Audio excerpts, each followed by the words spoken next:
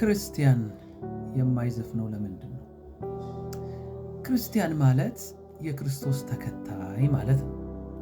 የክርስቶስን የሚከተል ሰው የሚከተለውን አካል ነው የሚያንጸባርቀው። ስለዚህ በጌታ በኢየሱስ ክርስቶስ አምኖ የዳነ ጌታ ኢየሱስ አምላኬ ነው ጌታዬ ነው የሚል ወደ አዲስ መንግስት የፈለሰና የተጨመረ ሰው የሚያስተናግደው የመንግስቱን አጀንዳና ሐሳብ እንጂ የሌላን መንግስት አይደለም። ምክንያቱም በምድር ቆይታው አምባሳደር ስለሆነ፣ አንድ አምባሳደር ደግሞ የመንግስቱን እንጂ የሌላን መንግስት አጀንዳና ሐሳብ አያንጸባርቅም። እንደ አማኝ እንደ ዳነ ሰው ዳግም እንደተወለደ ሰው ለምንድን ነው የማንዘፍነው የማይዘፍኑት? 4 ነጥብ። አንደኛ ዘፈን እና ዘፋኝነት የአጋንንት ሥራ ስለሆነ ነው። ኢሳይያስ 13:21 በዚያም አጋንንት ይዘፍናሉ በማለት ይናገራል። ዘፋኝነትና ዘፈን ምንም የምንቀባባው ነገር አይደለም።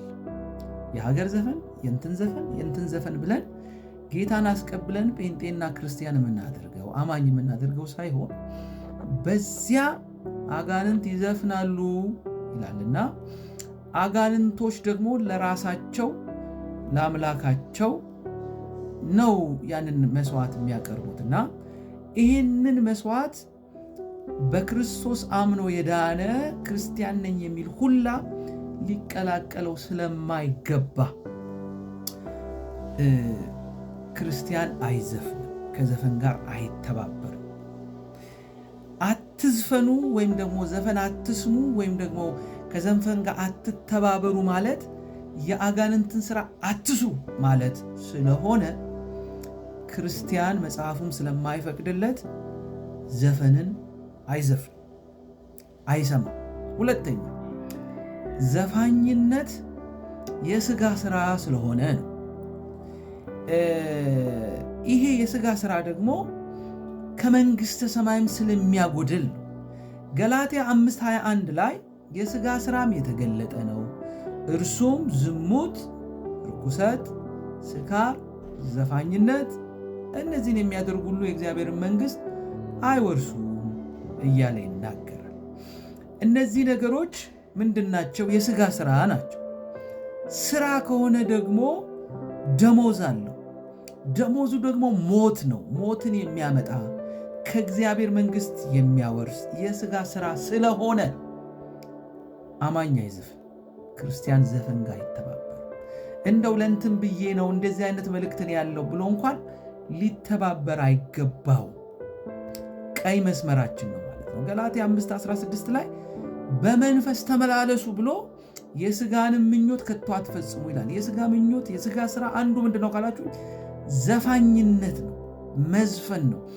የዳነ ሰው ከእንደዚህ አይነት ሥራ ጋር አይተባበር።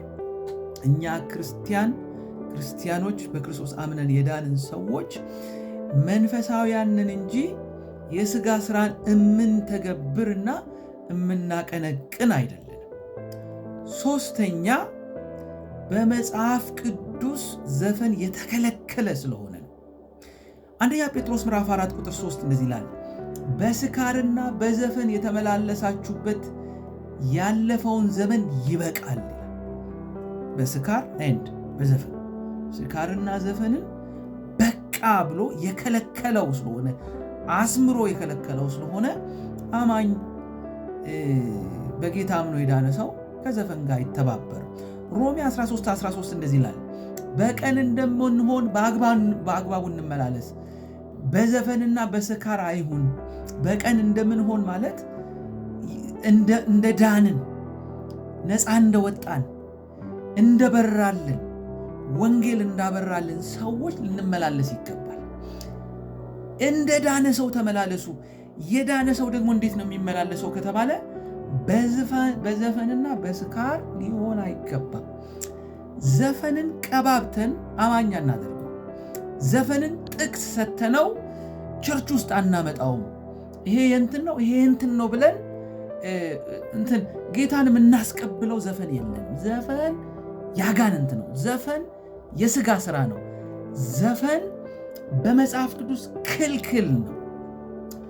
አራተኛና የመጨረሻው ዘፈን እርኩሰትን የሚጋብዝ ስለሆነ ምንድነው?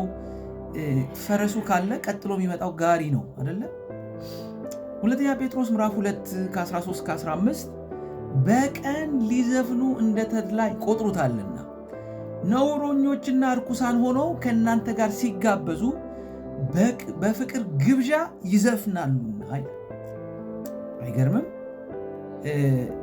በቀን ሲዘፍኑ እንደ ተድላ ይቆጥሩታልና ነውረኞችና እርኩሳን ሆነው ከእናንተ ጋር ሲጋበዙ በፍቅር ግብዣ ይዘፍናሉ በማለት ዘፈንን ከርኩሰት ጋር አቆራኝቶ ይነግረናል። ምን ማለት ነው መሰላችሁ? ድሮ አንድ ጥቅስ፣ የኖርማል ጥቅስ የመጽሐፍ ቅዱስ ሳይሆን በመጀመሪያ ስለ መጠጥ ሲያወራ ሰውየው መጠጥ ቤት ይገባና መጠጥ ያዛል፣ መጠጡ ደግሞ ሌላ መጠጥ ያዛል፣ ከዛ መጠጡ ሰውየውን ያዘዋል የሚል ኖርማል ሞቶ ነገር አንብቤ ያለው አንድ ግድግዳ ላይ። ዘፈን ምንጊዜም ተከታይ ያለው መጠጥ ያዛል፣ ዝሙት ያዛል፣ ምንዝርናን ይዞ ይመጣል። ሁለተኛ ጴጥሮስ ምዕራፍ 2 13-15 ምንዝር የሞላባቸው ኃጢአት የማይተው አይኖች አሏቸው፣ የማይጸኑትንም ነፍሳት ያታልላሉ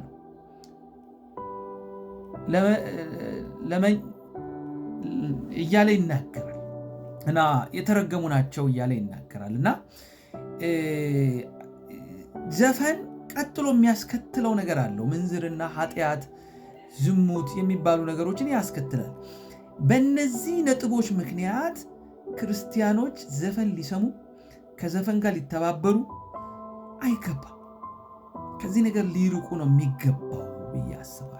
አንደኛ ዘፈን ርኩሰትን ይጋብዛል። እየዘፈናችሁ ዳሌዋ፣ ጭኗ፣ እግሯ እያላችሁ ፋይናሊ ድሪም ነው የምታደርጉትና መጽሐፍ ቅዱስ ደግሞ የተኛ አይደለም ያየ የተመኘ ያመነዝሯል ነው የሚለውና ለአይን አምሮት ለድሪም ለማድረግ ይጋብዛል።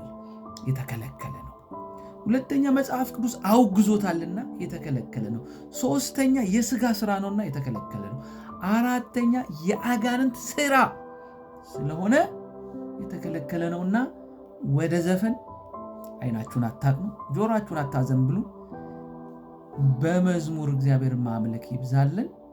ቃሉንና መዝሙሩን እየተጨረስነውና ነው ወደ ዘፈን የምንቀላውጠው የምንመለሰው። እግዚአብሔር ይርዳን፣ አይናችን ይክፈተው። ተባረኩ።